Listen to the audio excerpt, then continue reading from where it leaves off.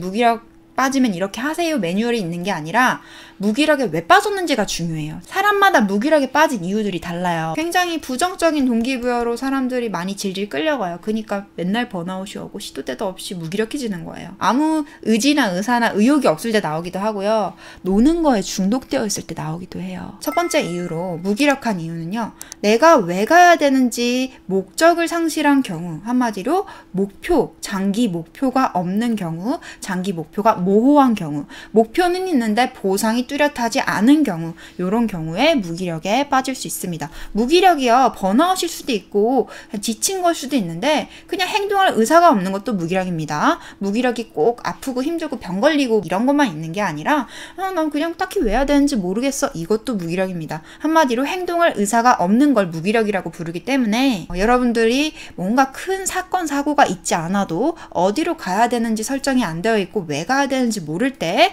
여러분들은 무기력에 빠질 수 있습니다. 두 번째 이유는요. 장기적인 보상이 긍정적인 게 아니라 부정적인 보상만 있을 때, 한마디로 말해서 지금 당장은 큰일 나지 않아. 장기적으로 봤을 때 보상도 없어, 모호해. 근데 이걸 안 하면 장기적으로 봤을 때 1년 뒤에 2년 뒤에 내가 굉장히 큰일이 난대. 곤란해진대. 단기적인 보상도 없고 장기적인 보상도 없으면서 장기적인 경계심, 부정적인 보상만 있을 때 너 이거 안 하면 내년에 내후년에 큰일 난다. 10년 뒤에 큰일 난다. 어른 돼서 큰일 난다. 나중에 병 걸린다. 이런 식으로 지금 당장 일어나지도 않은 어떤 위험에 대해서만 동기가 자극이 될 때 사람은 뭐 지금은 아무 상관없잖아, 모른 척하면 되지, 신경 안 쓰면 되지, 오늘 일 아니니까 내일 생각해볼게, 이러면서 미루고 회피하면 그만이에요. 단기적인 보상도 없고 장기적인 보상도 없는데 장기적으로 봤을 때 위험한 것만 있다. 그러면 외면하지, 누가 신경 써요. 별로 신경 안 쓰고 싶지. 그 다음에 세 번째 이유는요. 흥미롭지 않거나 내가 원하지 않는 것을 장기 목표로 삼았을 때, 여러분들이 저 무기력해요 하는 것들이 대부분은 장기 목표가 실행이 안 될 때일 거예요. 제가 무기력해서요 판도라님 게임도 못 하겠어요. 제가 무기력해서요 식사도 안 해요. 제가 무기력해서요 잠도 안 자요. 제가 무기력해서요 돈도 안 써요. 제가 무기력해서요 친구도 안 만나고요 TV도 안 봐요. 이런 분들은 없을 거예요.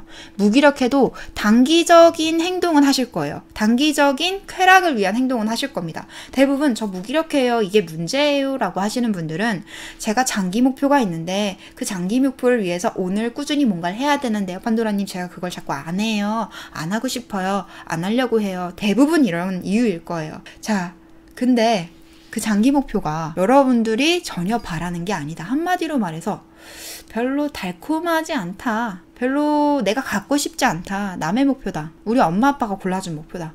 남들 눈치 봐서 눈치껏 설정한 목표다. 이 정도는 안 하면 쪽팔리니까 그냥 설정한 목표다. 또는 그냥 왠지 그래야 될 것 같다는 고정관념 때문에 내가 억지로 설정한 목표다. 그러면 당연히 행동할 의지가 없어요. 왜냐하면 사람은 능동적으로 움직일 때 단기적인 보상이나 장기적인 보상을 기대하고 움직입니다. 그게 없으면 여러분들 그냥 스스로를 가스라이팅 해가면서 부정적인 동기부여를 해야 될 거예요. 넌 이것도 안 하면 인간 쓰레기다. 이것도 안 하면 사람들이 널 손가락질 할 거다. 이러면서 대부분의 사람들이 이렇게 끌고 갑니다. 왜냐하면 그게 익숙해져 있어요. 이렇게 안 하면 엄마 아빠가 널 정말 싫어할 거야. 너한테 실망할 거야. 자식인 너한테 정말 실망할 거야. 이렇게 안 하면 너희들을 위해서 희생하는 엄마 아빠가 비참해질 거야. 이 정도는 해야 내 자식으로서 자랑스럽다고 인정해줄 수 있을 것 같아. 이렇게 해야지 너희가 거지가 안 될 거야. 이렇게 해야지 엄마 아빠 호강도 시켜주지 하면서 굉장히 부정적인 동기부여로 사람들이 많이 질질 끌려가요. 그러니까 맨날 번아웃이 오고 시도 때도 없이 무기력해지는 거예요. 그래서 여러분들이 스스로 자발적으로 움직일 만한 흥미롭고 내가 원하는 거야 라는 느낌이 드는 그런 건강한 목표가 아닌 엉뚱한 장기적인 목표를 쫓게 되면 무기력에 빠지게 됩니다. 네 번째 이유는 단기적인 보상이 너무 적거나 전혀 없을 때, 이 장기적인 목표도 중요하지만 단기적인 목표도 중요합니다. 한마디로 내가 멀리까지 가고 그 멀리까지 가는 게 굉장히 나한테 의미 있는 일인 거 알겠어요. 중요한데 알겠는데 그것과 별개로 우리 인간의 본능은요. 지금 여기서 행복하길 바랍니다. 지금 여기서 즐겁길 바래요. 그래서 최대한 내가 과정도 즐길 수 있을 만한 목표를 쫓는데 그런 일은 사실 쉽지가 않죠. 내가 좋아하는 거에도 좀 즐길 수 있을 정도로 숙련도가 쌓이거나 외부에서 피드백이 왔을 때 사람이 즐길 수 있기 때문에 아무것도 못하고 이제 막 시작을 하고 여건도 마련되지 않았는데 순수하게 즐기기는 사실은 쉽지가 않습니다. 그러면 너무너무 좋겠지만 그런 경우는 좀 드물어요. 경제적인 여유가 있거나 시간적인 여유가 있거나 심리적인 여유가 있거나 셋 다 있어야지 초보자 구간에서도 즐길 수 있는 거거든요. 그렇기 때문에 여러분들이 단기적인 보상을 따로 줘야 됩니다. 소위 말하는 워라밸, 취미생활, 스트레스 해소 뭐 이런 거라고 볼 수 있어요. 내가 시간을 효율적으로 쓰면 얼마나 좋겠느냐마는 내가 시간을 효율적으로 쓰지 않는 쓸데없는 그런 행동들도 결코 등한시하지 말고 내가 재미없는 것들을 하는 만큼 재미있는 것들을 또 채워줘서 단기적인 쾌락, 단기적인 즐거움도 같이 병행을 해줘야 된다는 거예요. 근데 그걸 하지 않았을 때 브레이크가 걸립니다. 파업 선언. 나 안 할 거야. 재미도 없고 저기 왜 가는지 모르겠고 장기적인 목표 알겠어. 근데 나 지금 저게 얼마나 좋은 건지 모르겠거든? 내 손에 쥐어지는 거 하나도 없는데 내가 왜 저걸 위해서 오늘의 내 행복을 희생해야 되지? 난 놀 거야. 아 몰라. 나 오늘 놀 거야. 이렇게 돼버립니다. 5번째. 무기력의 원인은요.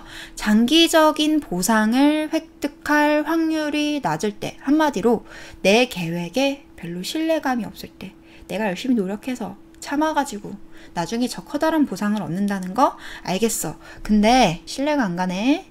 내가 그동안 살면서 열심히 했는데 그때마다 번번이 실패를 했고 실망을 했는데 이번에도 이렇게 실망하게 되면 나는 열심히 할 필요를 못 느끼는데 나만 손해보는 거 아니야? 내 노력이 휴지 조각이 돼버리면 어떡하지? 또는 아니 뭐 되면 좋겠는데 너무 불안한데? 이게 확실한 방법인지 나는 신뢰가 안 가는데? 이게 정말 될까? 그럼 섣불리 노력 안 합니다. 6번째, 체력적으로 지쳤을 때 진짜 내가 몸이 지쳤어.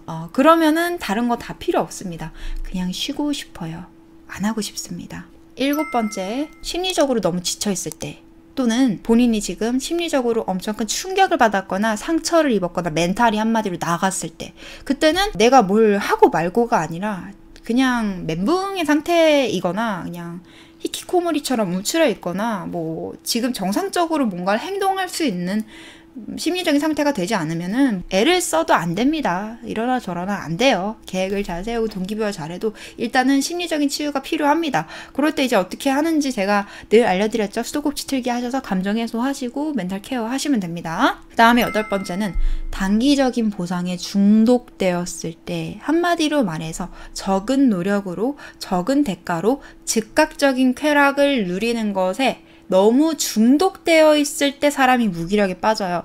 여러분들이 무기력이라 하면 좀 힘들었을 때 일 많이 한 사람이 번아웃이 온 거지 않을까라고 생각하시기 쉬운데 여러분들 본인을 생각해 보세요. 열심히 일하지 않았는데 때때로 무기력하죠. 진짜 내가 남들한테는 너 너무 아무것도 하기 싫어. 그럼 사람들이 위로해준답시고 아 그래 놀 때는 좀 놀고 쉴 때는 좀 쉬어야지라고 하는데 아 뭐 그렇기는 한데 내가 뭘 한 게 있어야지라고 해놓고 상대방이 아 그래도 너 꽤 열심히 했으니까 쉴 때 쉬어라고 하면은 여러분들 양심 막 찔리죠. 하는 척하고 뒤에서 놀기만 했는데 남들이 봤을 때는 하는 것처럼 보여가지고 무기력이요 생각보다 힘들 때만 나오는 게 아닙니다. 아무 의지나 의사나 의욕이 없을 때 나오기도 하고요. 노는 거에 중독되어 있을 때 나오기도 해요.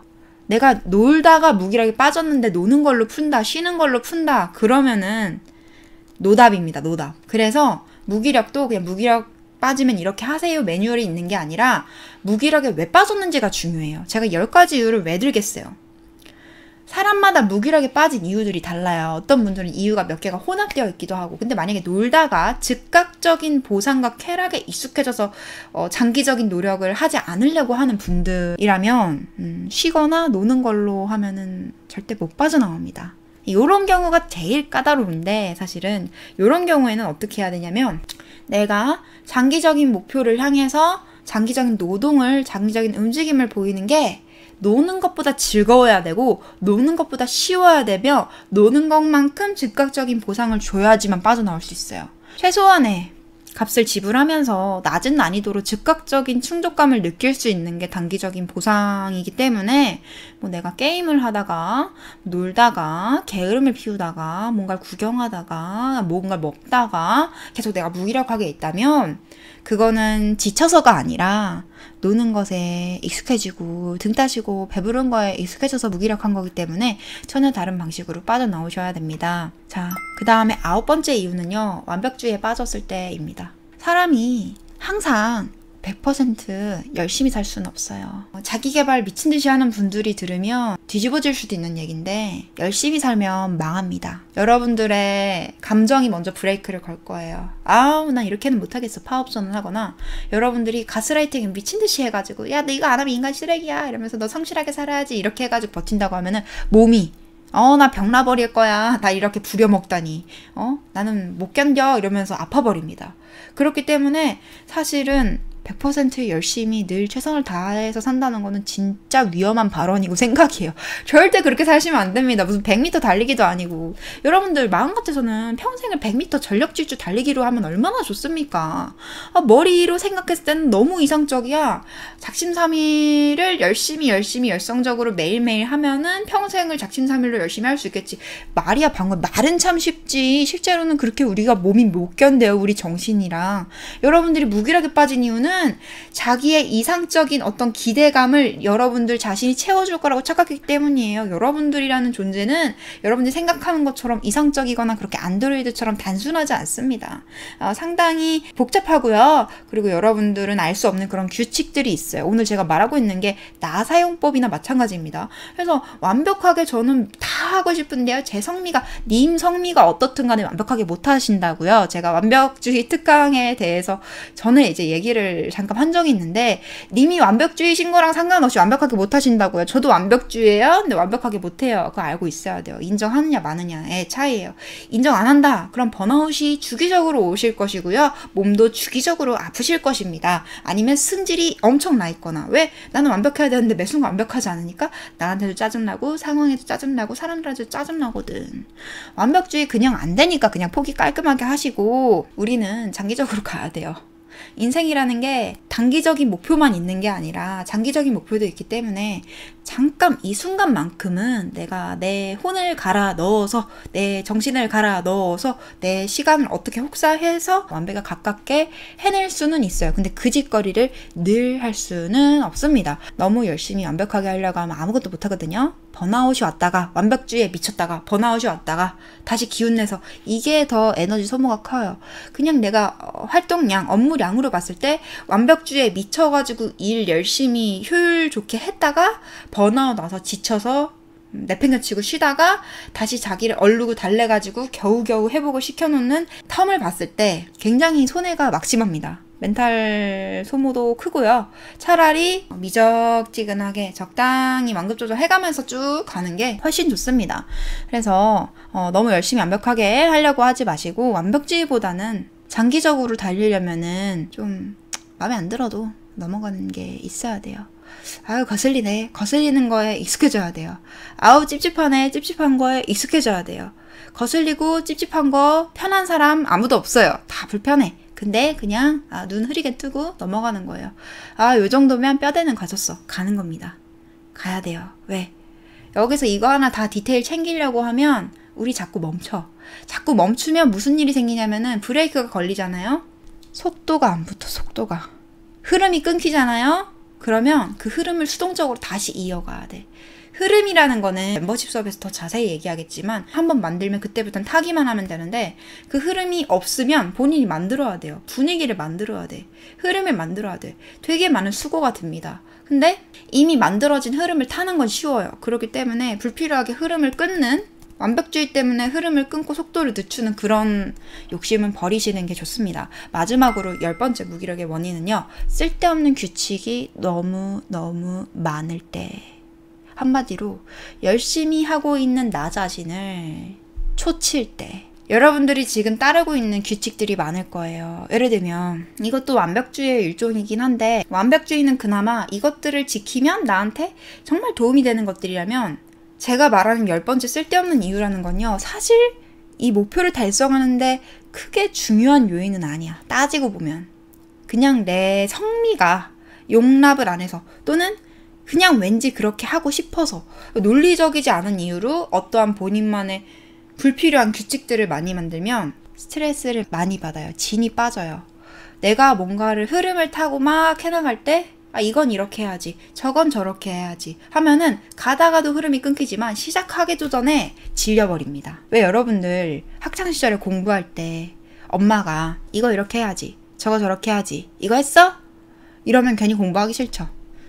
여러분들이 요리할 때 옆에서 엄마가 가족들이 누군가 시어머니처럼 이거 이렇게 해야지, 이건 이렇게 해야지, 그거는 그렇게 하는 거야, 이렇게 하면 맛이 없는데, 이거 좀 설거지 좀 제대로 해봐, 간 좀 잘 맞춰봐, 막 여기서 훈수를 둔다. 시어머니처럼. 모든 시어머니가 그런 게 아니라 약간 비유를 드는 겁니다. 그러면 에라이 짜증나서 안 한다 이렇게 되잖아요. 약간 그런 거예요. 내가 지금 굳이 부득부득 고집하고 있는 이 규칙이 이 목표를 달성하는 데 지대한 영향을 끼치나? 객관적으로, 아주 객관적으로 잘 생각을 해볼 필요가 있는 거지. 굳이 별로 필요 없는 것 같아. 이 규칙이 아니어도 다른 방식으로도 할 수 있을 것 같아. 그러면은 그냥 없애는 게 나아요. 여러분들이 흐름을 잘 타고 빨리빨리 속도를 붙여서 하고 싶으면은 규칙은 최소한 없는 게 좋습니다. 규칙은 최대한 안 만드는 게 좋아요. 최소한으로 줄이는 게 나아요. 근데 쓸데기 없는 규칙들이 많다. 이땐 이렇게 해야 된다. 저땐 저렇게 해야 된다. 막 이런 게 많잖아요. 그러면은 하기가 싫어요. 하다가도 쓱 나가지고 그만두게 돼. 그리고 피곤해집니다. 내가 좋아서 했던 일도 규칙이 쓸데없이 많잖아요. 그럼 안 하게 돼요. 제가 가끔 그래서 뭔가 새롭게 시작할 땐 일단 막 컨텐츠를 쌓아보세요. 특히 창작자분이시라면 이렇게 얘기했던 게, 아마추어들은 룰을 잘 몰라요. 본인이 어떤 능력을 갖춰야 되고 어떤 방식으로 노력해야 되는지 잘 모르면서 룰은 많이 만든다? 그래서 진이 빠져. 실력을 쌓으려면 일단 많이 양으로 승부를 봐야 돼요. 그 다음에 뭔가 이제 규칙을 하나하나 배워가면서 이제 다듬어줘야 되는데, 원석도 만들지 않고 벌써부터 다듬어서 뭔가 배출을 하려고 하면, 그러니까 이 바닥에 대해서 아무것도 모르고 내가 어떤 능력을 쌓아야 되는지 아무것도 모르면서 자기를 사사건 훈수 두고 피드백하고 하나하나 다 검열을 하려고 하면요, 하기 싫어요. 근데 그렇게 해서 나름대로 자기 딴에는 검열해서 한 것들이 되게 별로야. 객관적으로. 왜?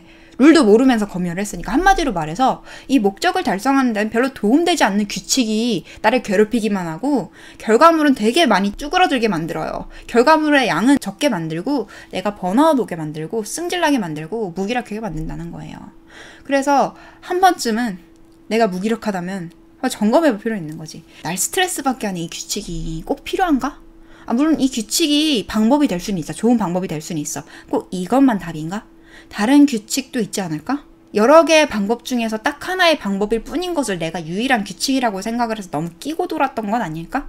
오히려 자유롭게 내버려줬을 때 사람이요, 더 즉각적으로 좋은 아이디어를 낼 수도 있고요. 그 규칙이 하나의 방법일 뿐이지 필수적인 게 아니라면 최대한 없애는 게 좋습니다.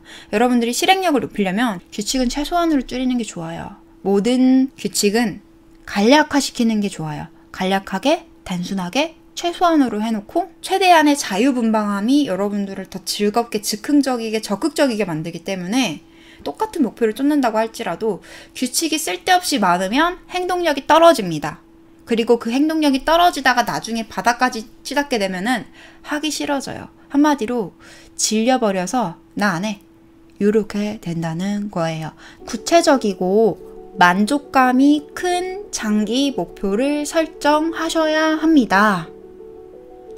여기서 장기 목표를 하면 1년 내지 2년 내로 이룰 수 있는 목표여야 합니다. 여러분들이 10년, 20년, 50년 뒤에 엄청난 부자가 되고 싶고 엄청난 이 분야 1인자가 되고 싶고 여러분들 꿈꾸시고 알겠어요. 알겠는데 여기서 잠깐 치우시고 여기서는 필요 없고, 죄송하지만 여러분들이 20년, 50년 뒤에 이룰 꿈 가지고 지금 당장 움직이실 분들은 거의 안 계시거든요. 아무리 꿈돌이, 꿈순이여도 20년, 50년 뒤에 이룰 꿈을 위해서